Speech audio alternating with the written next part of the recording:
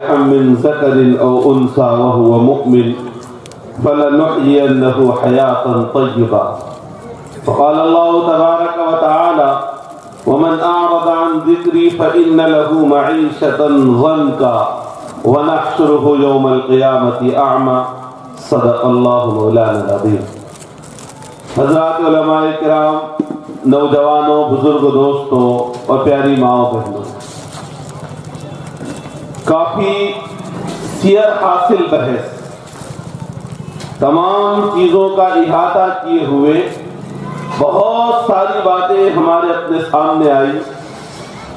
انہی باتوں کو آگے بڑھاتے ہوئے چند باتیں میں بھی آپ حضرات کے سامنے ذکر کر رہا ہوں. یہ بات ہم سب جانتے ہیں کہ اسلام ایک نیچرلی مذہب ہے، فطری مذہب ہے. اسلام میں کوئی چیز رسم و رواج کے نام سے کوئی چیز نہیں ہے.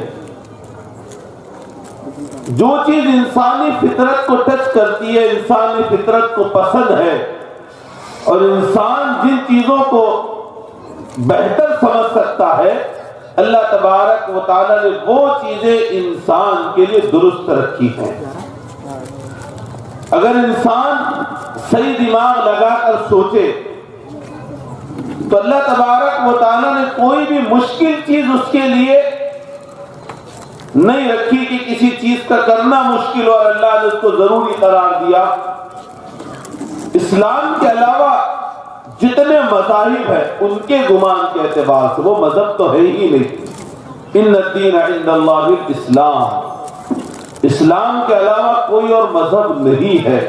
لیکن ان کے گمان کے، لوگوں کے گمان کے مطابق ان کے اپنے جو مذہب ہیں، ان کے اپنے مذاہب کے اندر چیزیں رسمی اعتبار سے شامل ہوتی ہیں. ایک موقع آیا، انہوں نے کوئی کام کر لیے، کوئی عبادت کر لی، وقت گزر گیا. لیکن اسلام صبح سے شام تک کی مکمل زندگی کا نام اسلام ہے. معاشرتی زندگی، گھریلو زندگی، پڑوسیوں کی زندگی، رشتہ داروں کی زندگی، یہ ایسی زندگی ہے جس کے اوپر ہماری نظر نہیں ہے، توجہ نہیں ہے. 5 وقت کی نماز کو ہم دین سمجھتے ہیں، زکوٰۃ کی ادائیگی کو دین سمجھتے ہیں، حج اور عمرے کو دین سمجھتے ہیں، رمضان کے روزے رکھنا دین سمجھتے ہیں. لیکن جو چیزیں معاشرتی زندگی سے جڑی ہوئی ہے، ایک دوسرے کے حقوق کے متعلق جڑی ہوئی ہے، ان چیزوں کو دین نہیں سمجھا جاتا. معاشرے میں اختلافات ہوتے ہیں، جھگڑے ہوتے ہیں. آپ گھر میں یا محلے میں جھگڑے کی اگر بنیاد کو تلاش کرو گے تو 90% یعنی 90% جھگڑے حقوق کے ادا نہ کرنے کی بنیاد پر ہوتے ہیں.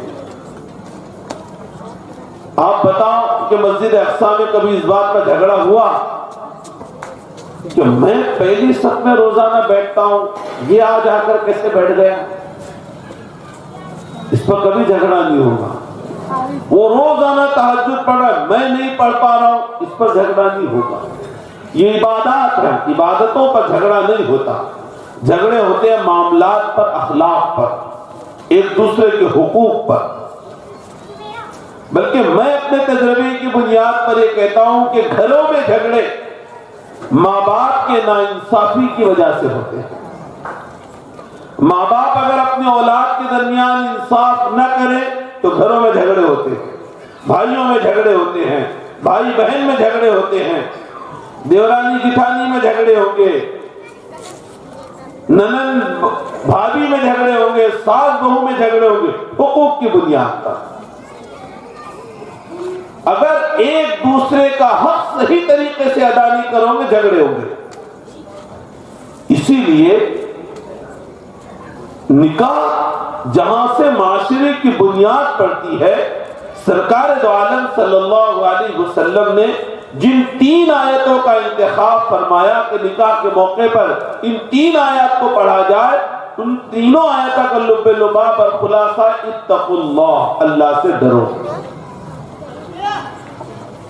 اللہ کا ڈر حقوق صحیح طریقے سے ادا ہو. شوہر بیوی کے حقوق ادا کرے گا, بیوی شوہر کے حقوق ادا کرے گی, ساس بہو کے حقوق ادا کرے گی, بہو ساس کے حقوق ادا کرے گی, پڑوسی پڑوسی کے حقوق ادا کرے گا, رشتہ دار رشتہ داروں کے حقوق ادا کرے گا. نالی پر سے جھگڑا ہوگا, پڑوسی پڑوسی کا حق نہیں سمجھتا. صبح میں فجر کے بعد, ابھی دیکھو یہاں مثال دوں گا تو جھگڑا ہو جائے گا, کہیں بھی دیکھو آپ, فجر کے بعد آدمی خاموشی سے گیٹ کھولتا ہے, بازو والا نہیں دیکھ رہا ہے, اس کی طرف کچرا ڈال دیا اس نے. سب سے بڑا ظلم ہے. اچھا, اس کو ہم تو گناہ سمجھتے ہی نہیں ہیں. کسی کی زمین پر قبضہ کر لینا ہم اس کو گناہ نہیں سمجھتے. ایک اور عام بیماری ہمارے اپنے معاشرے میں یہ ہے کہ راستوں پر قبضہ کر لینا, اتی کرمن پر قبضہ کر لینا.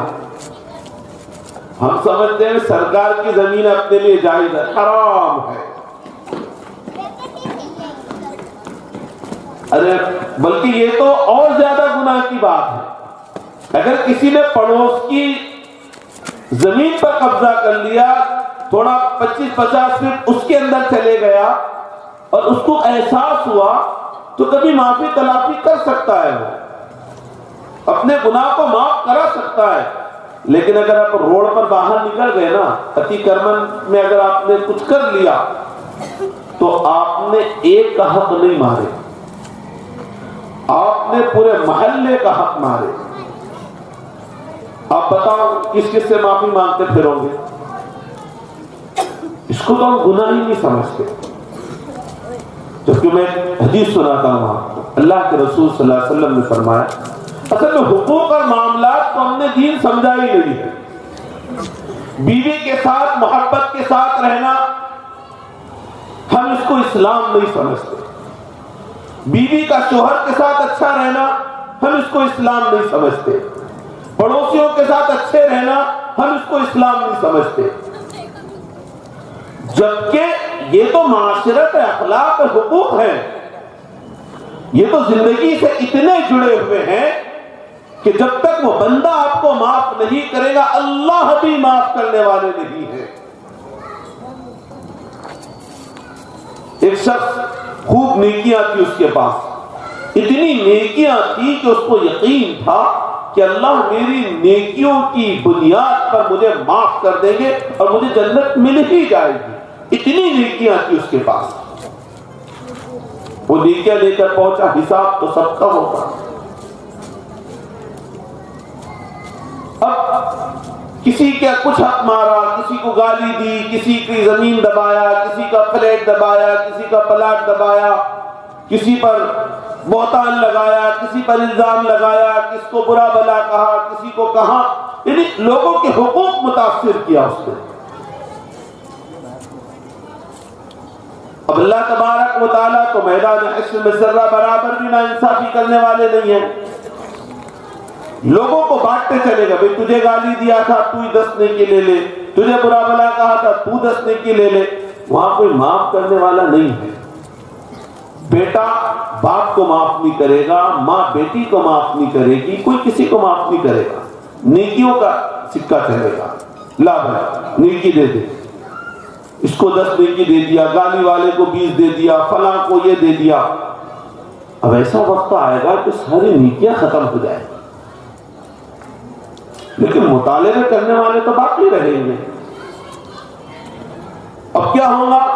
اللہ تبارک و تعالیٰ ان کے گناہوں کو اس کے اوپر سوار کر دے گا. لا بھائی تیرے 10 گناہ لا, ڈال اس کی جھولی میں.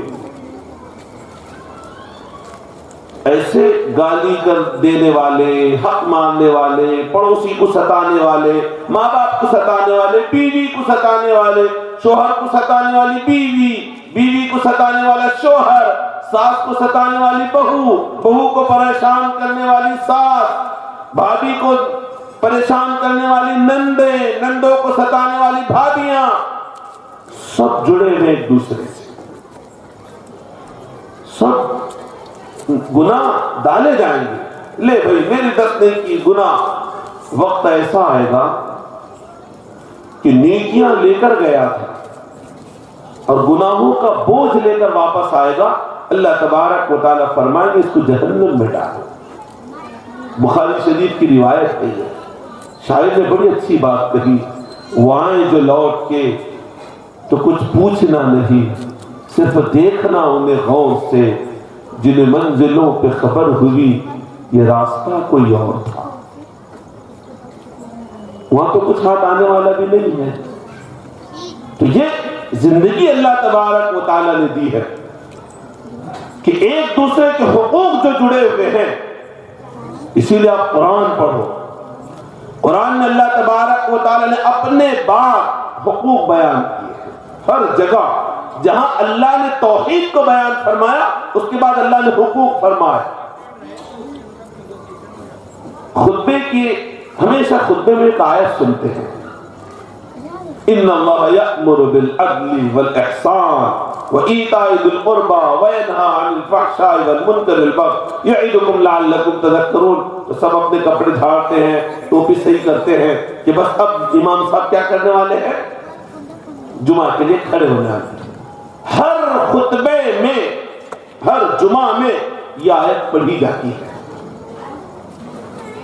عمر بن عبدالعزیز رحمۃ اللہ علیہ کے دور خلافت میں جو علماء خطبہ تھے ان کو خطوط لکھے تھے کہ بھی ہر خطبے میں اس آیت کو پڑھا جائے.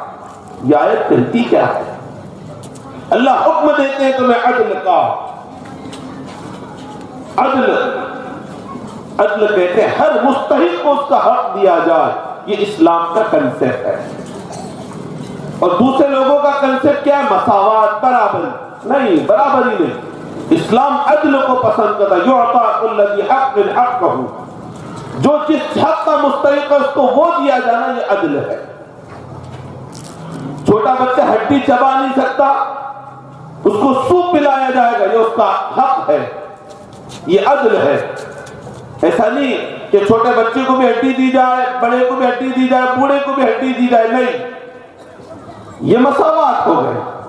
اسلام اس کا قائل نہیں. اسلام عدل کا قائل ہے کہ چھوٹے بچے کو سوپ پلایا جائے, بڑے کو جوان کو ہڈی دی جائے, اور جوان اور بوڑھے کو چور کر مسل کر دیا جائے. یہ عدل. آپ گھر میں ہیں, اپنی اولادوں کے ساتھ انصاف کرو. بڑا بیٹا ہے, زیادہ محنت کرتا ہے, اس کا حق زیادہ بنے گا, اس کو زیادہ دے. چھوٹا بچہ ہے, کم کام کرتا ہے چھوٹا بیٹا. ورنہ گھروں میں جب تقسیم ہوتی ہے نا تو بڑا بیٹا باپ کے شانہ بشانہ کھڑے رہ کر محنت کرتا ہے, پوری زندگی لگا دیتا ہے, اپنی محنت, اپنی خون پسینے کی محنت باپ کے ساتھ شریک کرتا ہے. اور جب تقسیم کا موقع ہوتا ہے تو شریعت میں تو یہی ہے کہ سب کو برابر ملے گا. تو بڑے بیٹے کے حصے میں بھی اتنا آئے گا, چھوٹے کے جس نے کچھ بھی محنت نہیں کیا اس کو بھی اتنا ہی مل رہا ہے. تو یہاں آپ نے غلطی کر دی. اسلام یہ کہتا ہے کہ اگر بڑا بیٹا آپ کے ساتھ شریک ہے, آپ کے کاروبار میں, آپ کی تجارت میں, تو آپ اس کو محنت کے طور پر الگ سے کچھ نہ کچھ دو. محنت کر رہے ہیں, اس کے ساتھ جوڑو, اس کے ساتھ محنت, تاکہ جب تقسیم کا موقع آئے تو اس کے ساتھ ناانصافی نہ ہو. بیٹیوں کو دینے کا موقع آئے تو بیٹیوں کو برابر حقوق دو. ماں باپ کے سمجھتے ہیں کہ ہم نے اپنی بیٹی کو جہیز میں سامان دے دیا, شادی کے اوپر خرچ لگا دیا, ہم نے بیٹی کا حق ادا کر دیے. نہیں, بیٹیوں کو وراثت میں حصہ دو, ان کا حق ہے. بڑی حیرانی ہوتی ہے, بڑا تعجب ہوتا ہے کہ باپ خود بیٹیوں کو, جب بہت سے لوگ آتے ہیں مسئلہ پوچھنے کے لیے کہ دل یہ چاہتا ہے کہ وہ اپنی جائیداد کو, پراپرٹی کو تقسیم کر دو, بالکل کر دو. ہم یہ کہتے ہیں, ہم کیا کہیں گے بھائی, شریعت کہتی ہے. ہم تو شریعت کا مسئلہ شریعت کو صاف واضح کر کے بتاتے ہیں. جب ان کو یہ بتایا جاتا ہے کہ آپ اپنی حیات میں اگر اپنی اولاد کو تقسیم کرو گے تو برابر برابر دینا پڑے گا. 1 لاکھ بیٹے کو تو 1 لاکھ بیٹی کو. باپ بھی سوچنے پڑ جاتا ہے ایسا کیسے؟ اس کی شادی پر 10 لاکھ روپے لگایا. 10 لاکھ روپے لگایا تو نے احسان کیا, اللہ اس کا اجر دے گا تجھے. محبت میں لگایا اور دوسرے انداز میں الزامی انداز میں ہم کہتے ہیں بھائی تو نے وصول بھی تو کر لیا نا. لیکن یہ جملہ اچھا نہیں لگتا. وہ سوچنے پڑ جاتے کہ بیٹے کو بھی اتنا بیٹی کو بھی اتنا, یہ کیسے؟ اصل میں اسلام کو ہم نے رسم سمجھے نا, اسلام کی حقیقی روح تک ہم پہنچے نہیں ابھی تک. اسلام کی حقیقی روح تک اگر پہنچیں گے تو اللہ تبارک و تعالی نے جو قوانین ضابطے جو شریعت سمجھائی ہے ذرہ برابر بھی آدمی کو اعتراض نہیں ہوگا. بلکہ فقیہ الامت حضرت رشید احمد گنگوہی رحمۃ اللہ علیہ فرماتے ہیں اگر کسی مسلمان کو شریعت کے کسی معاملے پر اعتراض ہو گیا وہ اپنے ایمان کی خیر بنا لے. اگر کسی کو شریعت کے کسی قانون پر اعتراض ہو گیا وہ اپنے ایمان کی خیر بنا لے. دوسرے الفاظ میں کہہ سکتے ہیں وہ مومن ہی نہیں ہے. شریعت کو سمجھنا بھی ضروری ہے. شریعت کو نہ سمجھنے کی وجہ سے کئی اعتراضات ہمارے اپنے ذہنوں کے اندر پیدا ہوتے ہیں. اس لیے کہ ہم دوسری چیزوں کو, دوسری تہذیبوں کو سامنے رکھ کر شریعت کو سمجھتے ہیں. اور یاد رکھو آج جو معاملات جو مسائل اس وقت ہندوستان میں ہو رہے ہیں قوانین کی شکل میں, شریعت کے خلاف, شریعت کے اگینسٹ, یہ آپ کے میرے رویوں کی وجہ سے ہو رہے ہیں. ہم اور آپ بے اقصا نگر مہرون والے اگر یہ اپنی بیٹیوں کو برابر حقوق دیں تو کون آپ کو روکنے والا ہے؟ کوئی آئے گا آپ کے گھر پہ کہ نہیں؟ بند کمرے میں کون روکنے آ رہا ہے آپ کو کہ آپ اپنی بیٹی کو اتنا حق مت دو, بیٹے کو اتنا حق مت دو؟ کوئی آ رہا ہے آپ کو روکنے کے لیے؟ کوئی نہیں آتا. لیکن بھائی اگر مد مقابل ہو تو شکایت کیسی, دوستوں میدان جنگ میں مروت کیسی, گھر کی دیوار میں خود تو نے کی ہے سوراخ, اب کوئی جھانک رہا ہے تو شکایت کیسی. یہ آپ کے میرے حقوق متاثر ہونے کی وجہ سے یہ ساری چیزیں ہمارے اور آپ کے سامنے آتی ہیں.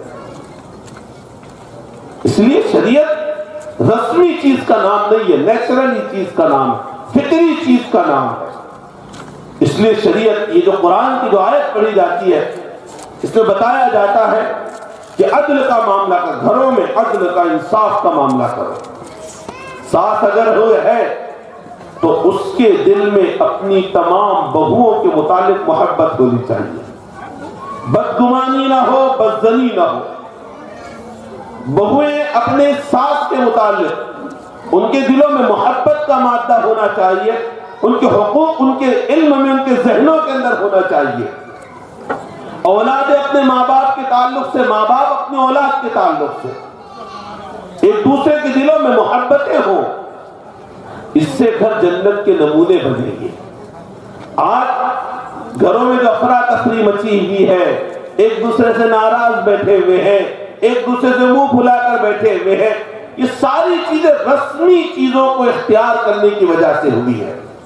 ہم اسلام کی حقیقت تک نہیں پہنچے ابھی تک.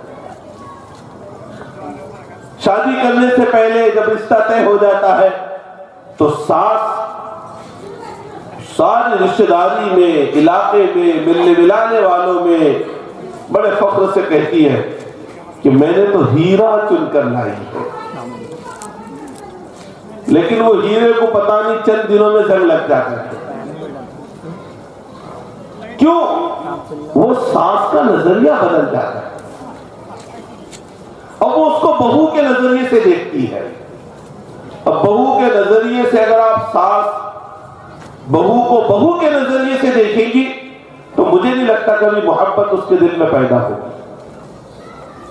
اچھا تو کون سے نظریے سے دیکھنا؟ ارے بھائی اس کو اس نظریے سے دیکھو کہ یہ جو میری بہو ہے یہ میرے بیٹے کی زندگی کے آرام کا سامان ہے. میری بہو سکون سے میرا بیٹا سکون سے، میری بہو آرام سے تو میرا بیٹا بھی آرام سے رہے گا.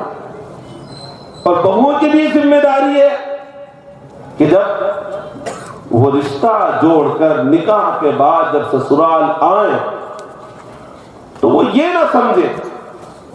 اصل میں بہویں آج جو نئی زندگیوں کے اندر جو بگاڑ آتا ہے وہ ہماری جو نئی بچیاں نکاح کر کے جب سسرال میں جاتی ہے تو وہ ہمیشہ کنفیوژن میں رہتی ہے. وہ فیصلہ ہی نہیں کر پاتی، ان سے نہ میکا چھوٹتا ہے نہ سسرال میں جچ پاتی ہے وہ. جبکہ اگر وہ یہ تصور کرے کہ میرا شوہر کا مکان میرا مکان، میرا شوہر میرا مجازی خدا، اس کے حقوق میرے ذمہ ہو گئے. اب وہ چھوٹی موٹی چیزوں کو سامنے، اس لیے ہم لوگوں سے سمجھاتے ہیں کہ جب آپ اپنی بیٹیوں کی شادی کرو تو بیٹیوں کو کم از کم تھوڑی دیر بٹھا کے سمجھاؤ. اور کیا سمجھاؤ میں یہ سمجھا دیتا ہوں. آج تو 3 بجے تک تقریر چلے گی، کوئی اٹھ کر جانے والا نہیں ہے. ہاں کیا سمجھانا ہے؟ اپنی بیٹیوں کو یہ سمجھاؤ کہ دیکھو بیٹا، پہلے تو تم اپنے ذہن و دماغ سے یہ بات ختم کر دو کہ تم سسرال اور میکا اس میں زمین آسمان کا فرق ہے. اب اگر تم سسرال میں میکے کا سکھ تلاش کرو گے تو تم زندگی بھر کنفیوز رہو گے. شوہر کا مقابلہ اگر اپنے باپ سے کرو گے تو پریشانی میں رہو گے. ساس کا مقابلہ اگر اپنی ماں سے کرو گے تو پریشانی میں رہو گے.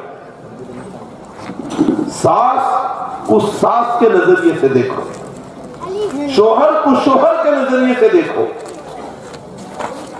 سسرال کو سسرال کے نظریے سے دیکھو تو کبھی بھی تمہیں بے سکونی زندگی میں نہیں آئے گی. ساس ہے، اگر کسی بات کے اوپر ڈانٹ دی تو سمجھ لو کہ نہیں ساس ہے، بہرحال اچھے کے لیے بولے ہوں گے، ختم ہو گئی بات. شوہر ہے، مجبوری ہے، پریشانی ہے. آج اگر کمائی نہیں ہوئی، 2-3 دن سے مزدوری نہیں مل رہی، کام کاج صحیح طریقے سے نہیں چل رہا ہے، تجارت وغیرہ میں نقصان ہو رہا ہے، تو صحیح طریقے سے بیوی کے اخراجات پورے نہیں کر پا رہا ہے تو وہ سمجھ لے کہ نہیں ہو سکتا ہے، شوہر ہے، میرے لیے ہی تو محنت کر رہا ہے، میرے اپنے لیے تو کما رہا ہے. کبھی اگر حالات آگے پیچھے ہو گئے تو مجھے بھی برداشت کر لینا ہے.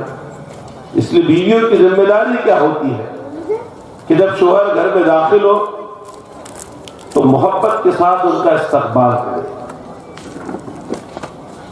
شاعر نے کہا ہے کہ تھکے ہارے پرندے جب بسیروں پر لوٹے، تھکے ہارے پرندے جب بسیروں پر لوٹے، لچکدار شاخوں کا جھک جانا ضروری ہے. بہت کنائے میں شاعر نے کہا ہے. ارے شوہر تھکا ہارا آتا ہے نا بیچارہ، اب آتے ہی وہ اگر گرانے شروع کر دے، شکوہ شکایت شروع کر دے تو بیچارہ دن بھر کا تھکا ہارا آئے گا تو وہ سوچے گا کہ اس سے بہتر ہے کہ میں کھانا کھاؤں اور 10-11 بجے تک چٹوری چوک میں بیٹھوں. پھر اماں بھی سو جائیں گے، بیوی بھی سو جائیں گی، بہنیں بھی سو جائیں گی، اس کے بعد پھر میں سکون سے گھر میں آؤں گا. جبکہ قرآن کریم نے نکاح کو سکون بتایا، لِتَسْكُنُوا إِلَيْهَا. اب اگر نکاح کے بعد زندگیوں میں سکون نہیں آ رہا ہے تو سوچو ہم نے کہیں نہ کہیں حقوق متاثر کیے ہیں. بیوی کا حق ادا نہیں کرے تو انتشار ہوگا، ماں کا حق ادا نہیں کرے تو انتشار ہوگا، ساس اگر بہو کے حقوق ادا نہیں کرے گی تو گھروں میں اختلاف ہوگا، بہو اگر ساس کے حقوق متاثر کرے گی تو گھروں میں اختلاف ہوگا، بھابیاں نندیں اگر ایک دوسرے کے حقوق متاثر کرے گی تو گھروں میں اختلاف ہوگا۔ بس ایک دوسرے کا حق سمجھ کے چلو۔ حضرت عبداللہ ابن عباس رضی اللہ تعالیٰ عنہ فرماتے ہیں کہ اگر ہم یہ چاہتے ہیں کہ حقوق کے معاملات میں جھگڑے نہ ہو، اختلاف نہ ہو، تو ایک آسان نسخہ ہے، میرے اوپر جتنے حقوق دوسروں کے ہیں میں اس کو کبھی یاد نہ کروں۔ جیسا میں بیٹا ہوں، اب میرے باپ کے میرے اوپر حقوق ہیں، تو اگر میرا باپ میرے حقوق ادا نہیں کرتا تو میں اس کا کوئی شکوہ شکایت نہ کروں، ابا ہے چھوڑو، لیکن میرے باپ کے میرے ذمے کیا حقوق ہے میں اس کو ادا کروں، کبھی اختلاف نہیں ہو۔ بیوی یہ سوچے کہ میرا شوہر ہے، چلو اگر میرے حقوق ادا نہیں کر پا رہا ہے تو میں اس کو معاف کری، لیکن اس کے جو حقوق ہے میں وہ ادا کروں گی، اس میں ذرہ برابر بھی کمی نہیں کروں گی، تو اختلاف نہیں ہوگا۔ ساس اگر یہ سمجھے کہ بہو ہے، کم سن بچی ہے، کم عمر بچی ہے، اگر اس کو نہیں سمجھ رہے تو جانے دو، درگزر کرو، سمجھا کر لو، لیکن بہو ہے میری بیٹی بن کر آئی ہوئی ہے، میں اس کا کوئی حق ضائع نہیں کروں گی۔ تو انشاءاللہ ایسے بھی منظر ہوں گے گھروں میں کہ اگر بہو گھر چھوڑ کر جانا بھی چاہے گی تو ساس اس کے پیروں میں اپنا دوپٹہ ڈال دے کہ نہیں ماں تو کہاں برکت لے کر چلی۔ لیکن یہ چیزیں کب ہوں گی جب ہمیں ایک دوسرے کے حقوق یاد رہیں گے، ہمارے دلوں میں ایک دوسرے کی محبت آئے گی۔ تو جب اگر ہم اسلام کو، شریعت کو سمجھیں گے تو یہ ساری محبتیں ہمارے دلوں کے اندر آئے گی، لیکن ہم ان کو اسلام کا حصہ نہیں سمجھتے۔ بیوی سے محبت سے بات کرنا مرد اس کو بزدلی سمجھتا ہے، ایسی کیسی بات کرنا، اگر میں بیوی ہے میری۔ مرد گھر میں داخل ہوتے ہوئے سلام کرنا عیب سمجھتا ہے، میرا اپنا گھر ہے مولانا کیسے سلام کروں میں؟ سرکار دو عالم صلی اللہ علیہ وسلم کی سنت تھی کہ تب جب بھی گھر میں داخل ہوتے مسکرا کر داخل ہوتے۔ عائشہ صدیقہ رضی اللہ تعالیٰ عنہ مسکرا کر ان کا استقبال کرتے۔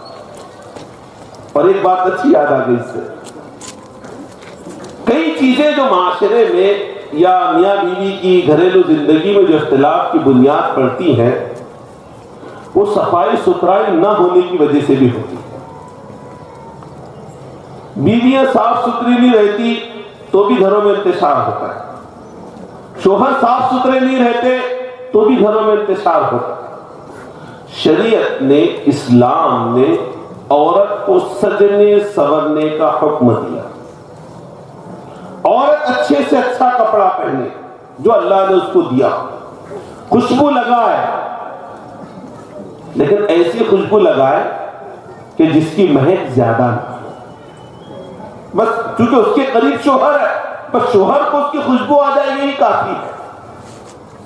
عورت گھر میں اچھا کپڑا پہنے، سج کر سنور کر رکھے۔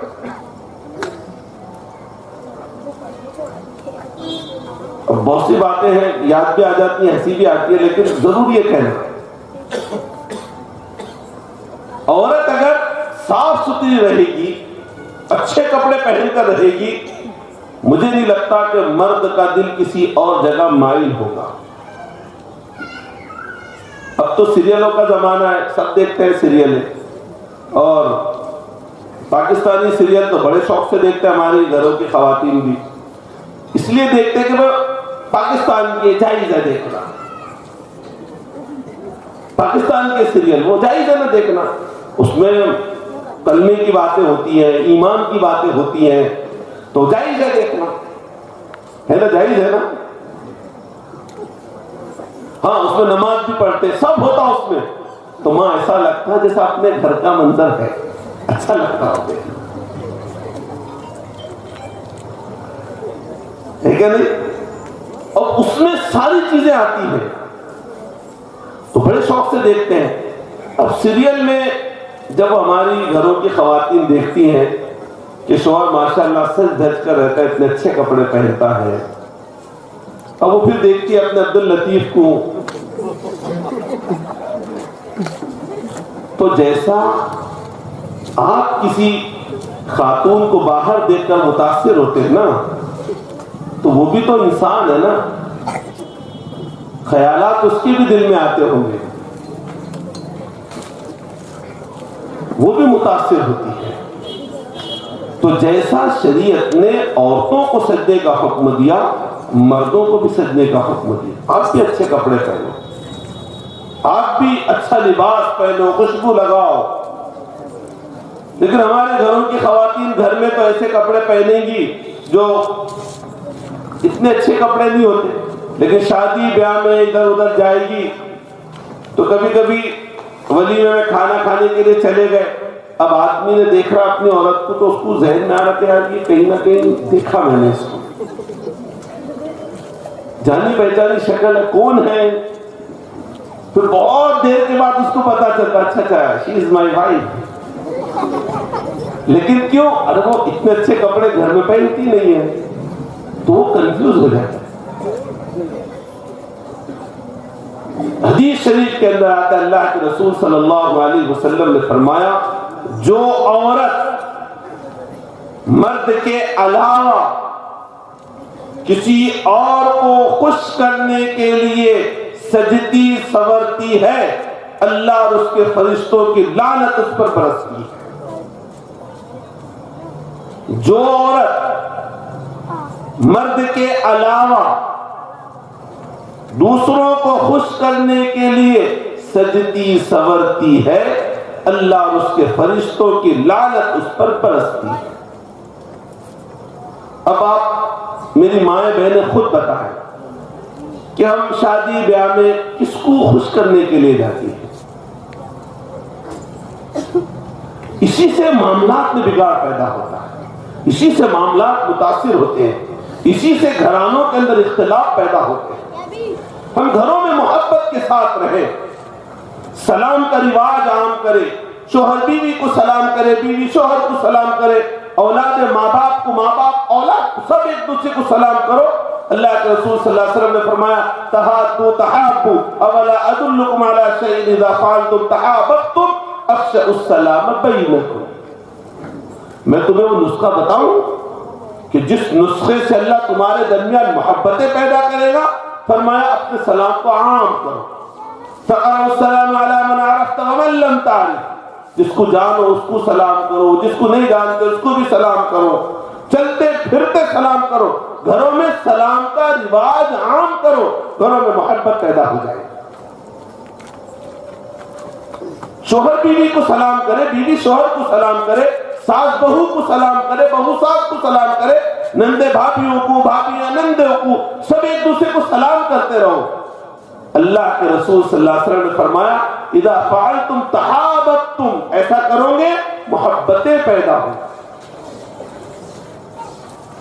ابھی رمضان کا مہینہ آ رہا ہے، سارا کام ہماری گھروں کی خواتین کریں. بہت بڑی قربانی کی بات ہوتی ہے. صبح 4 بجے اٹھتی ہیں، سحری بنانا، تلاوت کرنا، بہت سی چیزیں رہتی ہیں. اب 2 بات کہہ کے بات ختم کروں گا، کافی ٹائم ہو گیا. رمضان کے تعلق سے 2 بات ذکر کر دیتا ہوں. مرد حضرات کی ذمہ داری یہ ہے